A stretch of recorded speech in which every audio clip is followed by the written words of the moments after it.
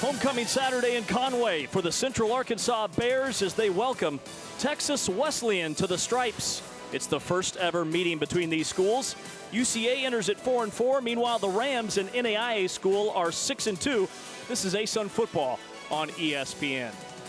Glad to have you with us. Good afternoon alongside Wes Moore. I'm James Westling. Both of these teams are coming off back-to-back wins, and both offenses have been putting up some really big numbers. What's been the formula for success? Well, everybody knows for UCA about Tyler Hudson and Lawan Whittingham, but it's been the running backs. It's been the running game that's been getting it going for UCA, and then that does open up the passing game for the Bears. Now, for Texas Wesleyan, you put up 55 points per game, you're going to win a lot of games, and that's what that offense has been doing the last 2 weeks. A couple of key players to keep an eye on this afternoon. First for Texas Wesleyan, their stud defensive end is Adrian Johnson. He has 11.5 sacks. 6 foot, 240 pounds, a high motor, according to his coach, but just a great young man. He works at nights during the football season and is also raising a young son. On the other side for Central Arkansas, freshman running back Darius Hale leads the FCS with 14 rushing touchdowns. What makes him special? Well, he is quick, he is shifty, but he's also got a really good offensive line, and that commitment to the run is paid off with Darius Hale coming through big time. UCA, they've won 17 of their last 18 homecoming games. They'll look to keep it going against a pesky Texas Wesleyan team. Kickoff is coming up next on ESPN. Stretch out their defense a little bit. We saw one possession of full court pressure, and it was late in the first half.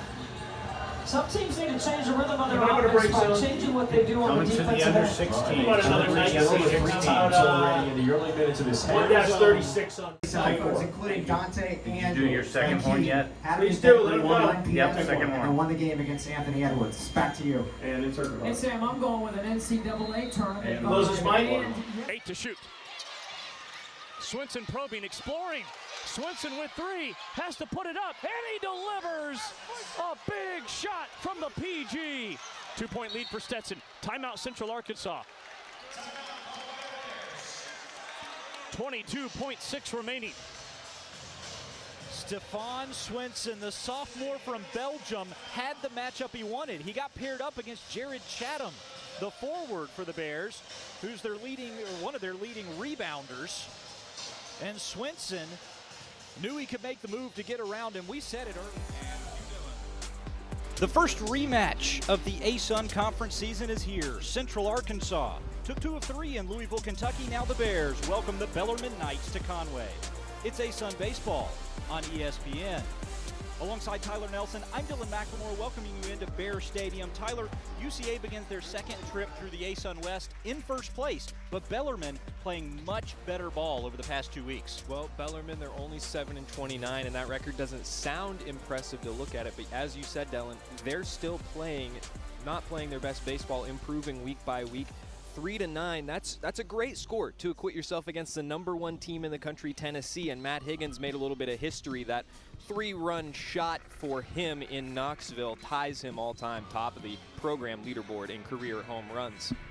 Meanwhile, Central Arkansas left 13 men on base in a loss at home against Memphis midweek, but they're coming off winning 2 of 3 games from, at the time, East leading Eastern Kentucky to take first place.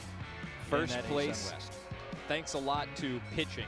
And we're going to see Tyler Cleveland tonight, the front-end starter, Friday night guy for Central Arkansas. He's had success in his career in the back end of the bullpen as a closer. This is his first full season as a start. He's acquitted himself very well, an ERA of 3.59. Had a streak of complete games going in the middle of the season. Here's a look at his last 2 outings against Eastern Kentucky, and then way back almost a month ago now, the first time he saw Bellarmine, 6 innings, just 3 earned runs. He struck out 3. It did get knocked around by the Colonels in Richmond, Kentucky. That was a high-scoring series. This Bellarmine Knights team can score a lot of runs, too, but it all begins with their leadoff hitter. Matt Higgins, he's hitting .353 on the season. He hits for power and for average. 13 home runs for him on this season. He's a lefty batter. It's .305 to the pull side here in Bear Stadium. Don't let runners on base. He's also just 3 RBI away from the program record, just 1 short of the program record for home runs. So if he's up with a couple of runners on and a free swing, well, watch out. He's looking for some history. He leads the conference in home runs, RBIs, and slugging. And he steps in against Tyler Cleveland to begin our ball game. First pitch swinging, a miss for strike one. We are underway from Conway, Arkansas. There are the full numbers, 46 RBI for him on the season.